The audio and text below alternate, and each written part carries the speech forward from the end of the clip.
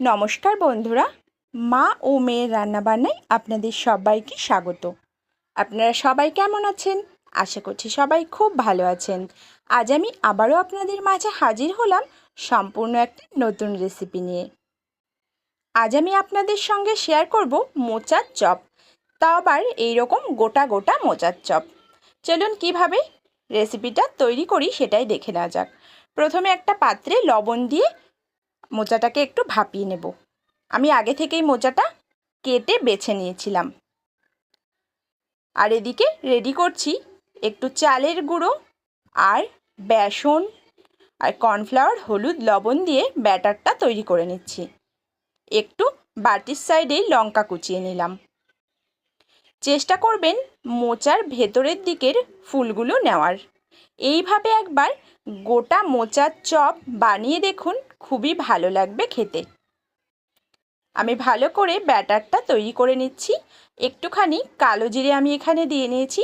কালো জিরেটা অপশনাল, আপনারা চাইলে নাও দিতে পারেন। কড়াই গরম হয়ে গেছে, কড়াইতে দিয়ে দিলাম তেল। এবার একে একে বেসন আর চালের গুঁড়োর ব্যাটারের মধ্যে চুবিয়ে মোচাগুলোকে ছেড়ে দেব। এরই মাঝে বলে রাখি, আপনারা যদি আমার চ্যানেলে নতুন বন্ধু হয়ে থাকেন তাহলে চ্যানেলটি সাবস্ক্রাইব করে আমার পাশে থাকার অনুরোধ রইল। ভিডিওর পাশে বেল আইকন রয়েছে, সেটা প্রেস করে রাখবেন, তাহলে যখনই আমি নতুন কোনো রেসিপি শেয়ার করব সবার প্রথমে আপনার কাছে নোটিফিকেশান পৌঁছে যাবে। তাহলে আপনি সবার প্রথমে ভিডিওটা দেখে নিতে পারবেন বা রেসিপিটা দেখে নিতে পারবেন।